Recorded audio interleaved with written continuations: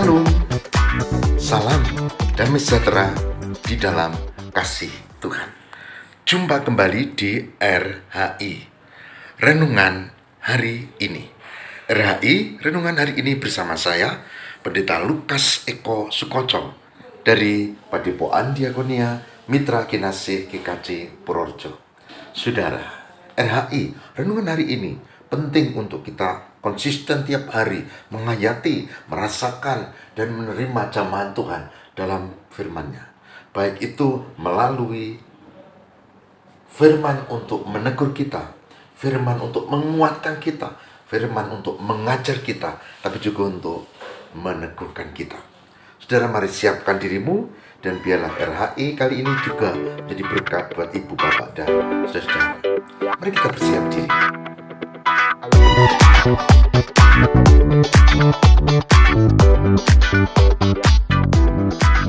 Ya, renungan kita akan kita dasarkan atas kesaksian Injil Lukas 21 ayat 34 sampai dengan 36. Lukas 21 ayat 34 sampai dengan 36. Yang demikian firman Tuhan. Jagalah dirimu supaya hatimu jangan syarat oleh pesta pora dan kemabukan serta kepentingan-kepentingan duniawi, dan supaya hari Tuhan jangan dengan tiba-tiba jatuh ke atasmu seperti suatu jerat, sebab ia akan menimpa semua penduduk bumi ini. Berjaga-jagalah senantiasa sambil berdoa, supaya kamu beroleh kekuatan untuk luput dari semua yang akan terjadi itu, dan supaya kamu tahan berdiri di hadapan Anak Manusia. Lukas 21 ayat 34 sampai dengan 36. Saudara yang berbahagia, barang siapa mendengarkan firman Tuhan dan yang memelihara dalam kehidupan setiap hari. Puji Tuhan.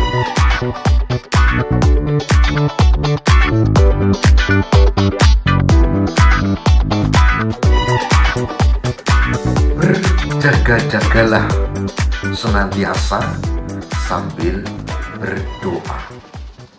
Berjaga-jagalah senantiasa sambil berdoa, supaya kamu beroleh kekuatan untuk luput dari semua yang akan terjadi, supaya kamu tahan berdiri di hadapan Anak Manusia. Ya, renungan kita RHI saat ini berjudul Berjaga-jagalah senantiasa sambil berdoa.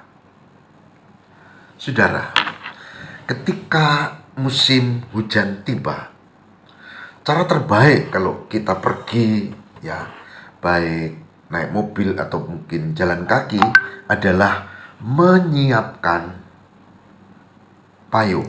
Maka ada bilang, sedia payung sebelum hujan. Kalau naik motor, ya menyiapkan jas hujan di jok motor kita. Begitu juga kalau cuaca tidak menentu, ya di rumah harus ditata. Jangan kita punya jemuran di luar dan kita pergi, sementara orang lain tidak mungkin tolong kita. Jemurannya di luar tapi di lokasi rumah kita. Ya, orang satu rumah pun belum tentu ingat. Jadi, berjaga-jaga sebetulnya, satu, itu berbasis kesadaran, tentu dengan pengetahuan. Dan yang kedua adalah sebuah tindakan. Berjaga-jaga tidak hanya tentang pengetahuan, kesadaran, tapi terlebih sebuah tindakan. Nah, Lukas 21 ayat 34, 35, 36 itu nasihat dari Tuhan Yesus supaya kita menjaga diri kita. Sekarang orang lagi asik dengan hal yang dihayati hidupnya, kepentingan-kepentingan duniawi. Sekarang kita tahu semua sedang asik dengan aktivitasnya, apalagi tahun politik, ya, dengan iklim yang tidak menentu seperti sekarang ini. Dan hari Minggu yang dulu adalah hari untuk ibadah, Sekarang hari macam-macam. Saya punya teman, dia hampir tidak pernah kebaktian. Saya tanya, kenapa tidak kebaktian? Dia bilang, saya itu kalau hari Minggu Pak Pendeta itu goes. Kalau tidak goes ya jalan-jalan. Kalau tidak jalan-jalan ada reuni. Kalau tidak reuni ya ada arisan, ada pertemuan, ada rapat ini atau healing. Wah. Jadi hari Minggu sebagai hari ibadah untuk kehidupan spiritual kita sudah tidak lagi diperhatikan. Sudah terabaikan. Nanti kalau kita tiba-tiba sakit, baru kita ingat, Tuhan, tolong. Jadi Tuhan tolong itu ketika dia butuh Tuhan. Ketika semua aman, ketika semua diberkati, ketika semua lancar, dia tidak butuh Tuhan. Nah, ini yang disebut syarat dengan kepentingan duniawi, syarat dengan pesta pora dan kemabukan. Mabuk dengan hobinya, mabuk dengan aktivitas yang padat, sehingga tidak lagi ingat Tuhan. Ketika saya masih kecil, saya diajari kalau mau tidur, ya tentu berdoa dulu. Tapi ketika orang menjadi dewasa, capek, tidur langsung tidak ingat doa, tidak ingat Tuhan. Nah, saudara-saudara, hari ini saya mengajak, mari kita berjaga-jaga senantiasa sambil berdoa. Berjaga-jaga, menyadari keadaan. Berjaga-jaga, ada gerakan yang dilakukan sambil berdoa. Itu adalah perlindungan utama kita, yaitu relasi dengan Tuhan. Perlindungan terbaik di dalam kehidupan adalah relasi dengan Tuhan. Kalau relasi dengan Tuhan terabaikan, itu kita ibarat naik motor ngebut tanpa helm. Itu ibarat sudah tahu mendung pergi nggak bawa jas hujan. Ya, itu berarti seperti kita mau pergi luar kota pakai motor atau mobil, tapi tidak cek itu kendaraan yang kita mau pakai. Nah, jadi tidak berjaga-jaga dan tidak ada yang melindungi. Hari ini saya mengajak, yuk, berjaga-jagalah senantiasa. Senantiasa berarti selalu siap. Berjaga-jagalah senantiasa sambil berdoa. Perlindungan utama kita adalah Tuhan. Tuhan yang melindungi kita supaya kamu beroleh kekuatan.